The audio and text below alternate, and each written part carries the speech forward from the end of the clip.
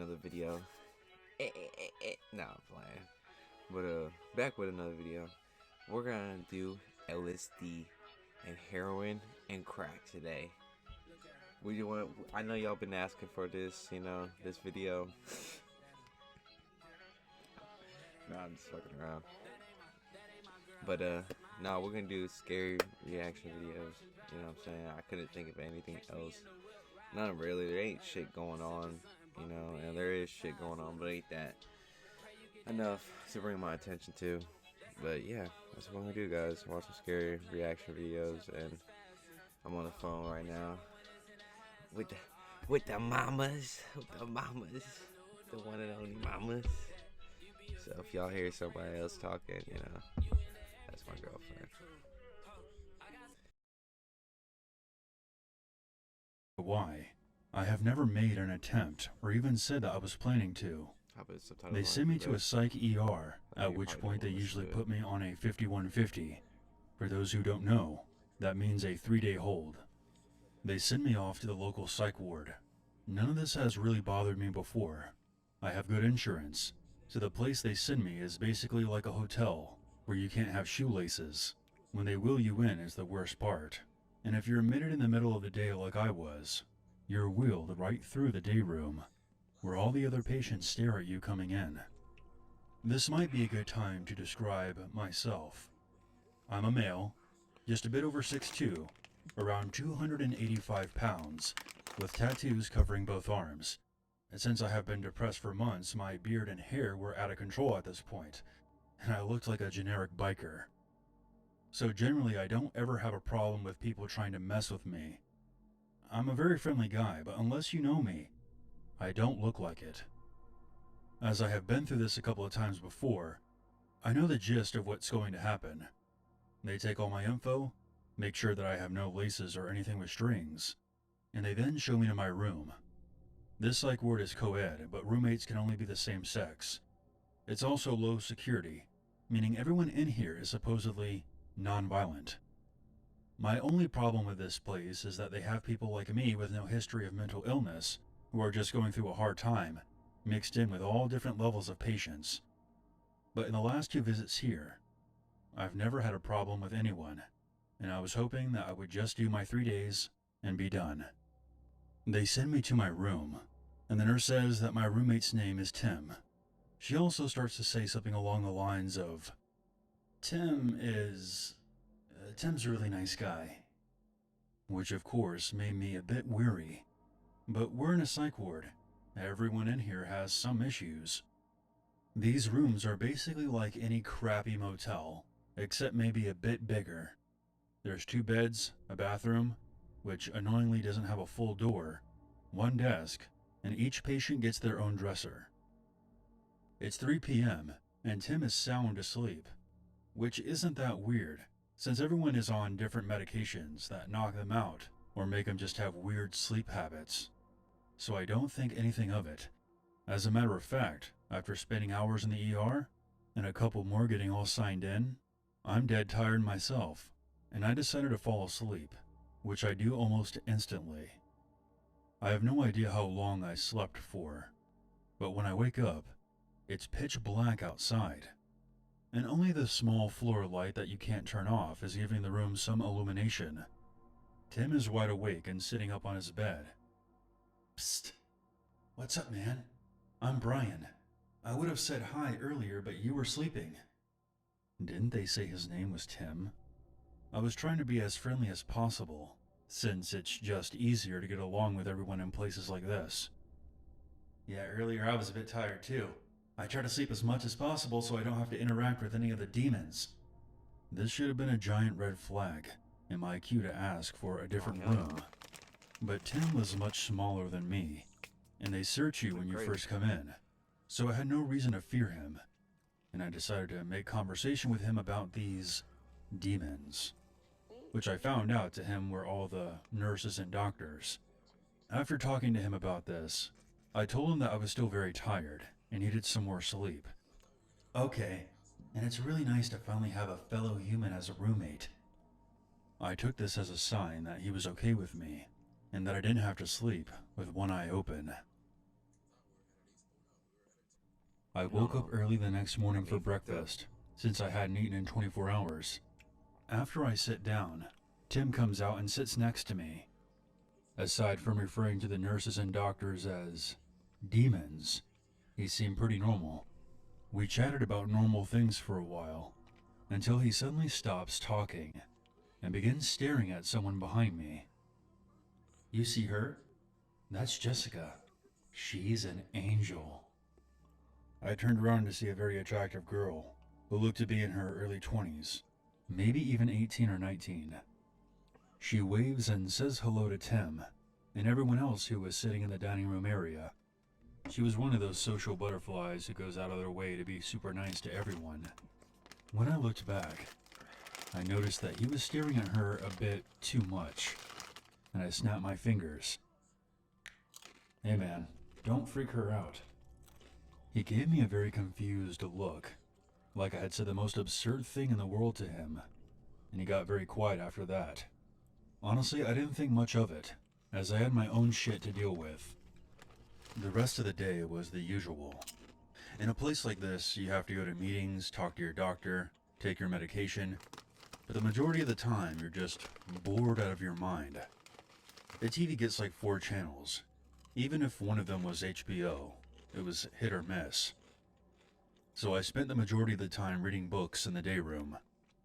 While I'm reading a book, Jessica comes up to me, introduces herself, and begins asking me all kinds of questions about my tattoos while I'm reading. The story of my life. Like me, she was basically a normal person having a hard time. She just had bad anxiety problems that caused her to have panic attacks, mainly since she had just started college, and couldn't really deal with the pressure too well. We ended up talking for a couple of hours, and I didn't even think about it until after. But Tim was walking past us, over and over. A lot of people did laps in this place to pass the time, so I didn't really think much of it. I later learned he was basically staring a hole through the back of my head the entire time. After talking to Jessica for a while, I tell her that I'm going to go take a shower before dinner, and we'll catch up later. As I said before, the bathrooms in this place only have half doors. Picture those old Western saloon doors. So when I'm done, I can see Tim's legs under the door. What's up, man? Do you need to use the bathroom? I'll be just a minute. I gotta change. He doesn't say anything, and just stands there. You're starting to freak me out a bit. I can hear him breathing heavy, and these doors don't lock, so he could have just pushed it open if he wanted to. Dude, you need to back up, because I need to get out. He then begins shouting at me, "You're Satan! You're Lucifer!" Over and over. I am now full-blown freaking out at this point. If I open the door and beat the shit out of this guy, it's going to be me who gets shot in the ass and put into the quiet room. But I don't know what else to do. Even though he's screaming as loud as he can, no nurses seem to be coming out. The doors to the bedroom in this place are very thick. I'm pretty sure it's because if some of the patients scream in the night, they don't want the other patients being woken up. After what felt like 10 minutes, but was probably closer to 1, he stops and leaves the room. I get dressed, and instantly go find a nurse to tell them what just happened. I have no idea what they said to him, but they immediately put me into a different room. I don't see him at all for the rest of the night, but I'm legit freaked out. No one has ever screamed at me or cornered me like that before, and I couldn't sleep at all that night. Since they don't have clocks, I have no idea what time it is when I hear him from the day room, where the nurse's station is. Sometimes you feel like your tracks are right there, but they're just not ready to export. There's still something missing. I use Arcade to add to his... Where is he? Why isn't he coming back to sleep? It was the same tone he was using when he was screaming at me in the bathroom. I cracked the door just a bit, so I could hear the nurse talking to him. You'll see him in the daytime, and you can talk to him then. Now go back to bed. But I have to see him tonight. It's an emergency. This goes on for another 30 seconds, before security finally gets there, and I hear a scuffle. but there was no way in hell I was going out there to see what was going on. I can still hear him yelling, but I couldn't make out what he was saying, and it eventually starts to fade. I figured that he was escorted to the quiet room, which was on the opposite side of the ward. Needless to say, even with him in the quiet room, I laid awake the entire night. Morning came, and my doctor is already there, which I found very strange. I usually only saw him well after dinner time. He calls me into the interview room to talk to me. He basically asks me about all the interactions I've had with Tim. I go over everything. When I was done, he tells me that I no longer have to worry about Tim, because he's been transferred to a different hospital.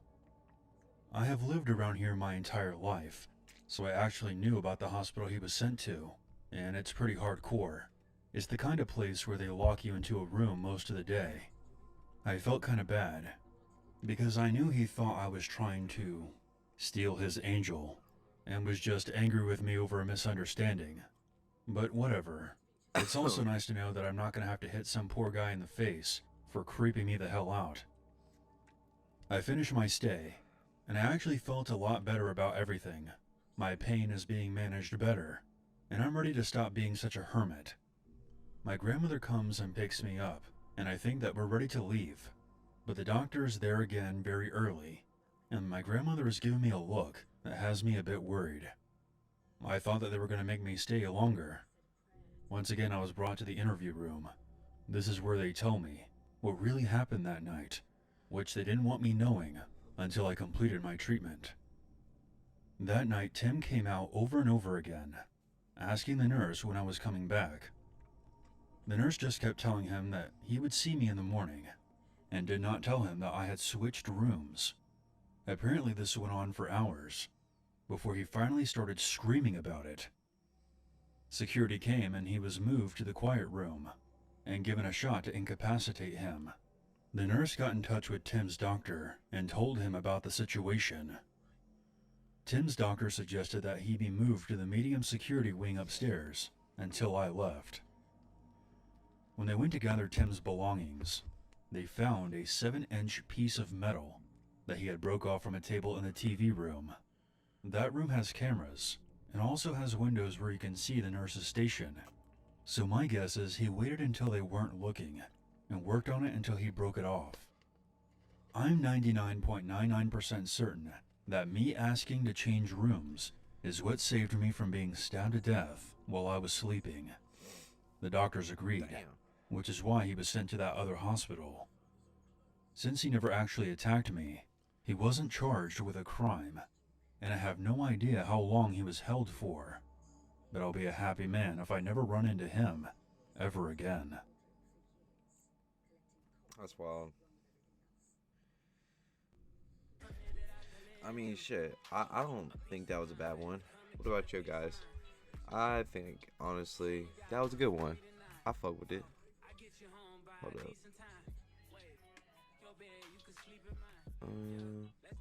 Ooh, okay, cool. I thought this shit wasn't working. But, I hope y'all enjoyed. I hope y'all enjoyed that one. That was number 1. And, I think we're gonna do 3 today, cause if they're that long. But, hell no, that motherfucker was crazy. Hell no, Tim was crazy. He had that knife. He had that spliffy. He gonna shank homeboy at night. His ass almost fucking died, bruh. But fucking, yeah, hell no, bruh. Imagine being in like a psych ward. Fuck all that, bruh. I couldn't do it, bro. Cause like, you gotta understand, like schizophrenic motherfucker. I couldn't sleep in the same motherfucking room. Motherfucker saying he seen shit. Hell no. You got me fucked up. Even if I'm crazy, I'm like, bitch, you better put me on my own room so I can beat my own meat and shit and chill, you know what I'm saying? You know what I'm saying? If I don't have my girlfriend, shit, boy, I need to beat my meat. I'm gonna go more crazy if I can't beat my meat. On meat. like boy, y'all trying to make me crazy? Shit, give me my own room, cuz I gotta beat my meat. Nah, I'm just fucking with you. Don't beat your meat. Don't beat your meat. Not supposed to do that. Don't do it, pussies. But yeah, no, that shit was crazy, bro. But I mean, shit. Let's hop into number 2. But like, hell yeah, I need my own fucking room to be my me. I'm not gonna hold you. You know what I'm saying? You know what I'm saying? You know what I'm saying? All right, let's get to the number 2.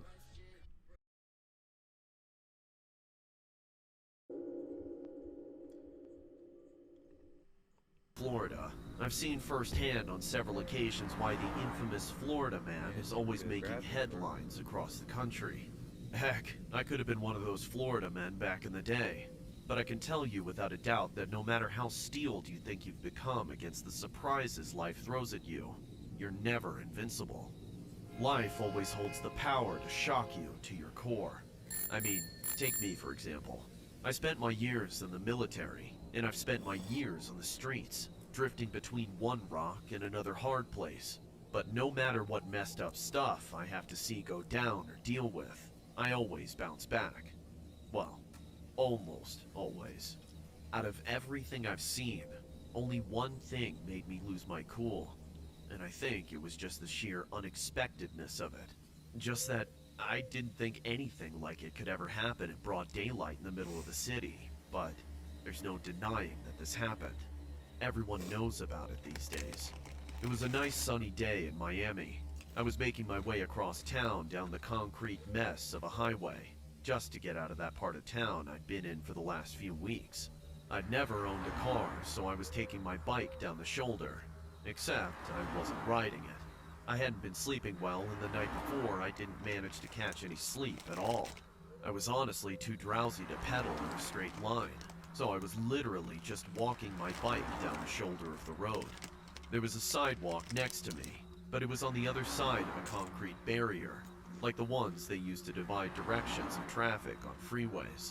I could have hopped it on foot, but not with my bike. I don't know exactly how I'd ended up sandwiched there between the cars and the concrete, but after what happened later, I'd take that way again over the alternative. The sun was getting high and bright. It was starting to hurt my eyes. I squinted ahead and saw that there was a bridge down the way, a nice wide overpass to provide some shade. I started to quicken my pace, which felt pretty silly given that there were countless cars flying past me, but between the deafening whoosh of each vehicle passing, I kept thinking I was hearing something. Something that sounded like the shouts of a heated argument between drunk people. That's the problem with you. It's going out this down. That might not be something you'd expect to hear in the middle of the day in your town, but in Miami, it's more than common. But I couldn't help but think it sounded a little unusual.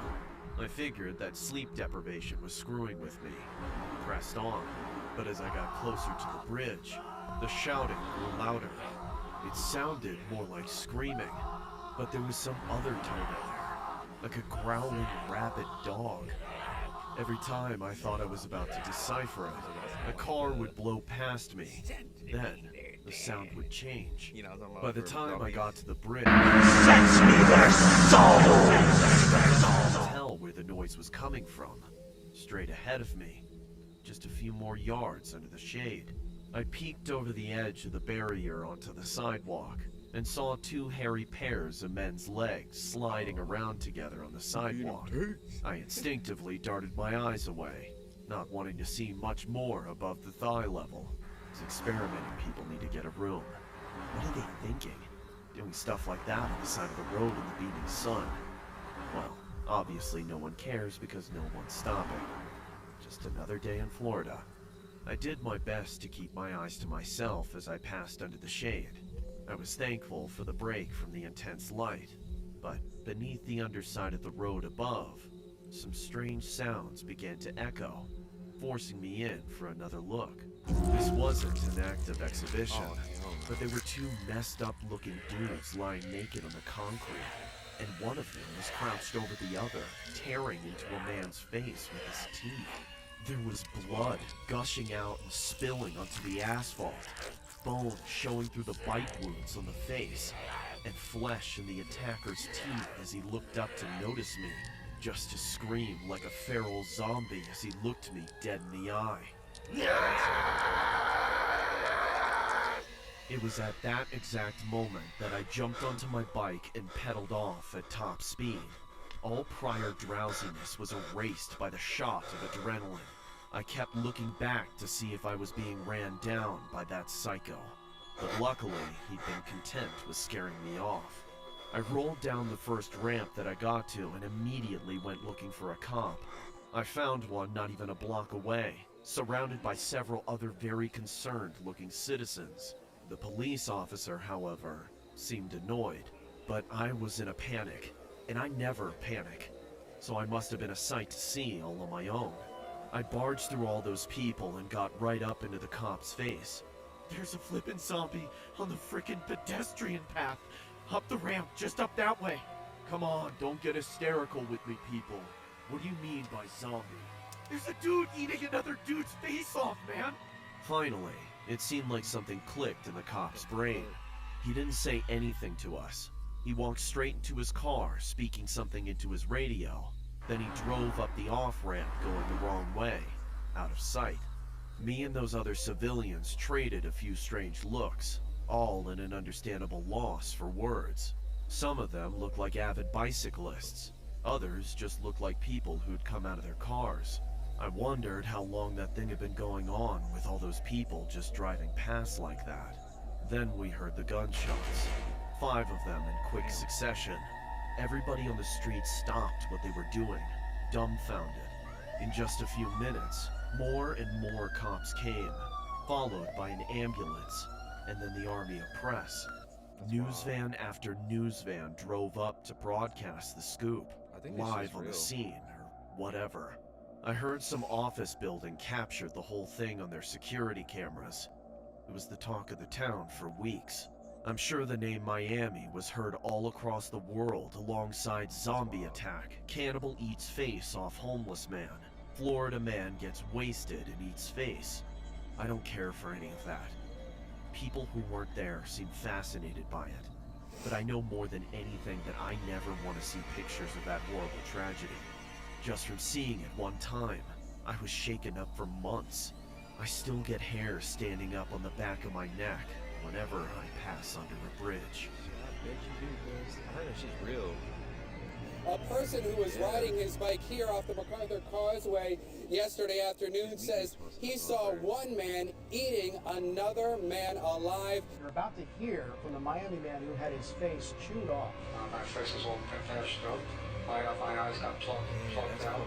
And ignored the officer's orders to stop eating the other man's face. See these guns though? Look at these strong guns, hold up. Look at the guns.